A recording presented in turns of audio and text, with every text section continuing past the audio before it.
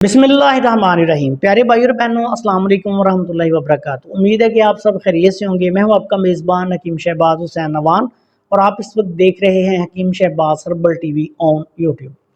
प्यारे भाई और बहनों, बहुत सारे दोस्तों के ये भी मैसेज आते हैं में देखने में ये होती है कि ऐसे मरीज़ का पेट बहुत ज़्यादा बढ़ जाता है या बढ़ना शुरू हो जाता है। डॉक्टर्स के पास जाते हैं, अल्ट्रासाउंड वगैरह होता है तो पता लगता है कि जी फैटी लीवर हो गया। इसके मुख्तलिफ ग्रेड होते हैं, ग्रेड 1, ग्रेड 2, ग्रेड 3।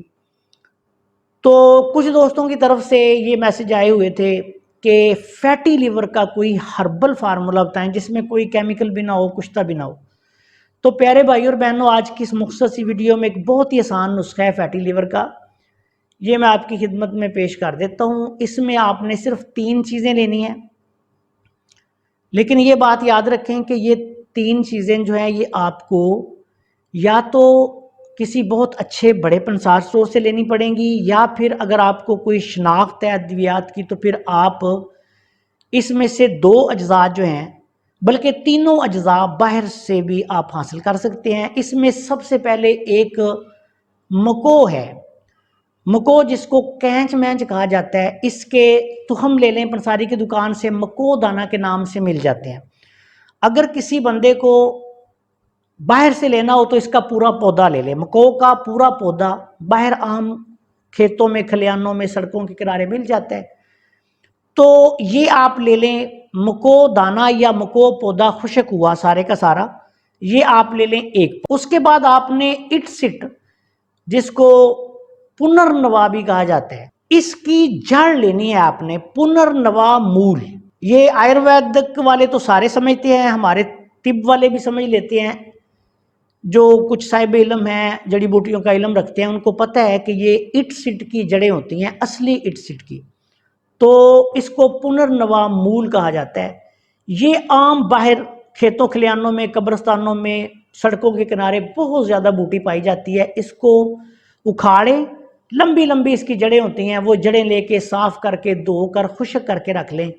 ये एक पाव आपने लेनी है। उसके बाद भूमि आंवला या भुई आंवला बूटी बहुत ज़्यादा है आजकल, उसका सीज़न है। बाहर सड़कों के किनारे, बागों में, गमलों में ये आम मिल जाती है।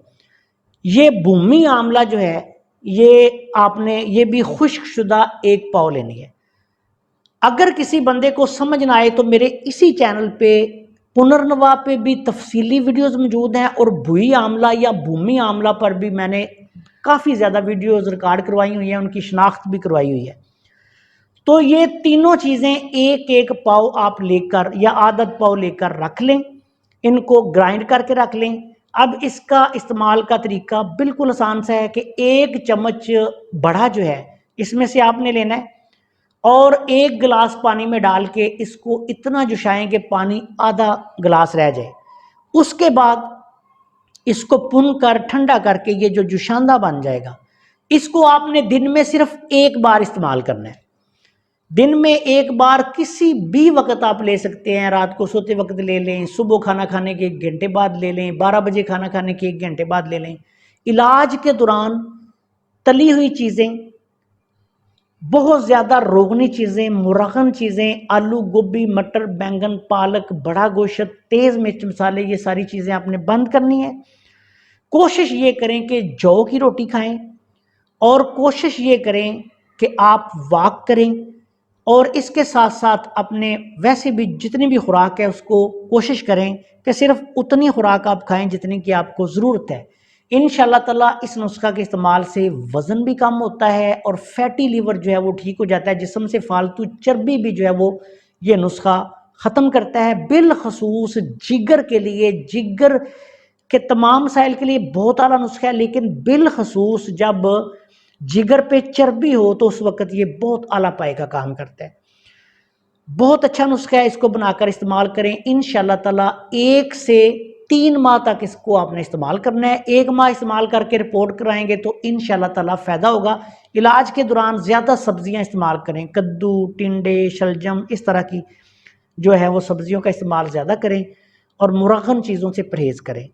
1 से 3 माह तक जिनको थोड़ी चर्बी है जिगर पे उनको 1 माह काफ़ी है, लेकिन जिनको ज़्यादा मसला है ان کو پھر یہ 3 ماہ تک استعمال کرنا پڑے گا انشاءاللہ تعالی۔ اللہ کے فضل و کرم سے جگر کی چربی ختم ہو کر بہت سارے مسائل جو ہیں ان سے جان چھوٹ جائے گی۔ السلام علیکم ورحمۃ اللہ وبرکاتہ۔